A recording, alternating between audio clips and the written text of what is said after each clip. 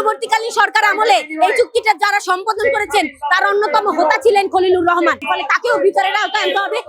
আজকে আমরা পররাষ্ট্র মন্ত্রণালয় অভিমুখে বিক্ষোভ কর্মসূচি পালন করছি। আমাদের দাবি হচ্ছে মার্কিন যুক্তরাষ্ট্রের সাথে অন্তর্বর্তীকালীন সরকার নির্বাচনের মাত্র 2 দিন আগে তড়িঘড়ি করে যে চুক্তিটা করেছে, এই চুক্তির বিরুদ্ধে আমরা কথা বলছি। আমরা মনে করি এই চুক্তিটি একটা দেশের স্বার্থ বিরোধী চুক্তি এবং এই চুক্তিটা যদি বাস্তবায়ন হয় বাংলাদেশের কৃষি খাত, ক্ষুদ্র ব্যবসায়ী, পোল্ট্রি খাত এবং ডেইরি খাত ব্যাপক মাত্রায় ক্ষতিগ্রস্ত হবে এবং এটার মধ্য দিয়ে তারা বলছে তাদের কাছ থেকে অধিক দামে আমাদের তুলা কিনতে হবে, গম কিনতে হবে। আগামী 15 বছর আমরা বাধ্য থাকবো তাদের কাছ থেকে এলএনজি কিনতে, যেটা আমরা এখন অনেক কম দামে কিনে থাকি, কিন্তু মার্কিন যুক্তরাষ্ট্রের কাছ থেকে কিনলে তুলা, গম এবং এলএনজি এই সবগুলোই কিন্তু আমাদের অধিক দামে কিনতে হবে। এবং তারা বলছে তাদের দেশের স্বার্থ বিরোধী এমন কোন দেশের সাথে আমরা চুক্তি করতে পারবো না। তো আমরা তো জানি যে মার্কিন যুক্তরাষ্ট্র সবার সাথেই পায়ে পা দিয়ে ঝগড়া করছে পৃথিবীর প্রত্যেকটা দেশের সাথে, তাহলে আমরাও কি তাদের মতো করে ওই দেশের সাথে শত্রুতা বজায় রাখবো কিনা সে বিষয়টা আমাদের দেশের জনগণের সম্মতি লাগবে। কিন্তু এই চুক্তিটা করার ক্ষেত্রে যদি আপনি দেখে থাকেন অন্তর্বর্তীকালীন সরকার জনগণ কিন্তু জানায়নি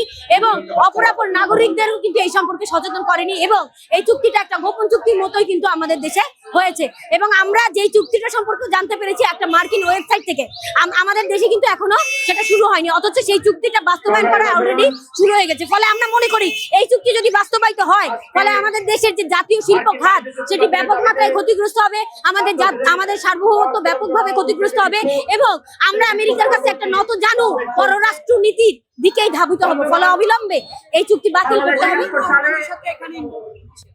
আপনি জানেন অন্তর্বর্তীকালীন সরকার আমলে এই চুক্তিটা যারা সম্পাদন করেছেন তার অন্যতম হোতা ছিলেন খলিলুর রহমান এবং আজকে যখন বিএনপি সরকার গঠিত হয়েছে খলিলুর রহমান কিন্তু সেই সরকারের পররাষ্ট্রমন্ত্রী এবং এখন উনি কিন্তু এই চুক্তিটাকে বাস্তবায়নের দিকে নিয়ে যাচ্ছে। ফলে খলিলুর রহমান মরিয়া ছিলেন এই চুক্তিটাকে দ্রুত সময়ের মধ্যে করা এবং মার্কিন স্বার্থ রক্ষায় তিনি এতই মরিয়া ছিলেন যে নির্বাচনের 2 দিন আগে মার্কিন যুক্তরাষ্ট্রের সাথে এই চুক্তিটা তিনি সম্পাদন করেছেন। ফলে আমরা মনে করি এটার পেছনে অন্যতম দায়ী লোকদের মধ্যে একজন হচ্ছে খলিলুর রহমান, ফলে তাকেও বিচারের আওতায় আনতে হবে এবং তাকেও জবাবদিহিতার আওতায় আনতে হবে।